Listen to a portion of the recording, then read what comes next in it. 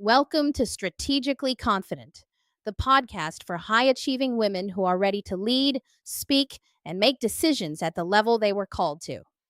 I'm Latoya, an executive strategist and leadership coach, a vice president in healthcare, and the creator of the Code of Confidence framework.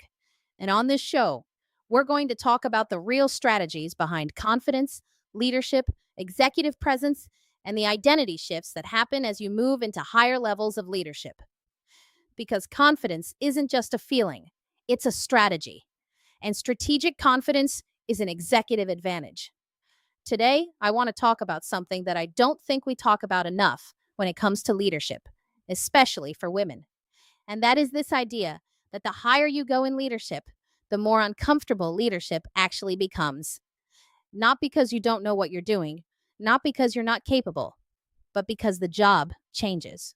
I started my career as a nurse case manager, and over the years, I moved into leadership: manager, senior manager, director, vice president. And at every single level, I thought the next level was going to be about working harder, learning more, being more prepared. But what I realized is that at higher levels, leadership is less about doing and more about thinking. It's about decision making. It's about influence.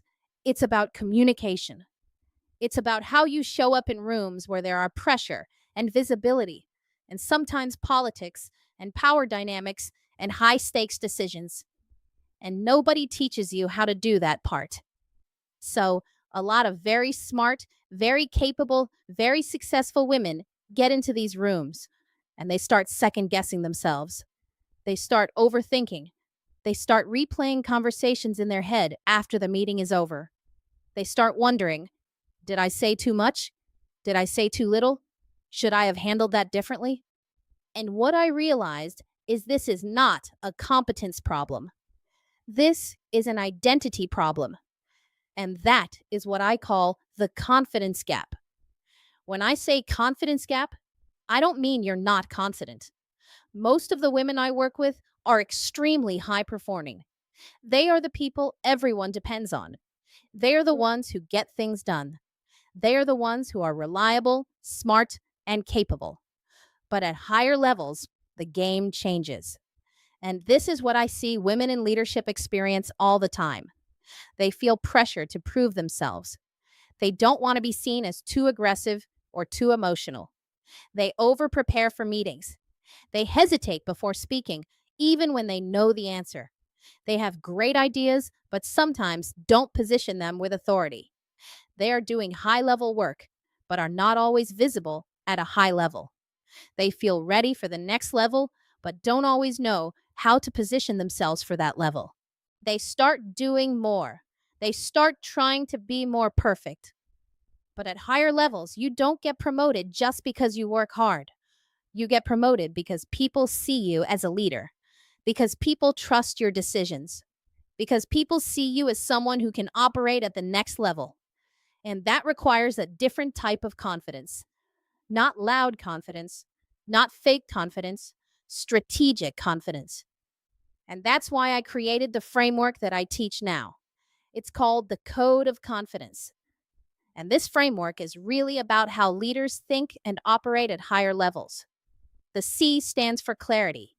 You have to be clear about who you are as a leader, what you stand for, and how you make decisions. Because unclear leaders hesitate. Clear leaders decide. The O stands for opportunity. At higher levels, opportunities come from visibility, relationships, and positioning, not just hard work. A lot of women are working very hard, but they are not positioned where opportunities can see them. The D stands for development. Every level of leadership requires a different version of you, different communication, different mindset, different level of self-trust, different way of handling pressure. And the E stands for execution. Confidence is built through action, but not just any action, aligned action, strategic action, the kind of action that builds your reputation, your influence, and your leadership presence over time. When you put all of that together, that's what I call becoming strategically confident. And strategically confident women are the ones who walk into rooms and don't shrink. They don't over explain. They don't second guess every decision. They trust themselves. They position themselves and they lead. So if you are listening to this and you're thinking, that's me, I know I'm capable of more. I know I'm ready for more. But something still feels like it hasn't fully clicked yet. I want you to start with my confidence gap assessment. It takes about 3 to 5 minutes, and it will help you identify which identity pattern you might be operating from right now as a leader. And then I break all of this down deeper in my executive confidence gap briefing, where I teach you how to close that gap. Because my mission is simple. I help high achieving women close the gap between who they are on paper and who they believe they are in the room, so they can lead, speak, and make decisions with confidence. And on this podcast, I'm going to teach you how to do exactly that. If this episode spoke to you, share it with another woman in leadership who needs to hear this. And if you're ready to understand where you are in your leadership confidence journey, take the Confidence Gap Assessment in the link below. Until next time, remember, confidence isn't born, it's built. And strategic confidence is an executive advantage. I'll see you in the next episode of Strategically Confident.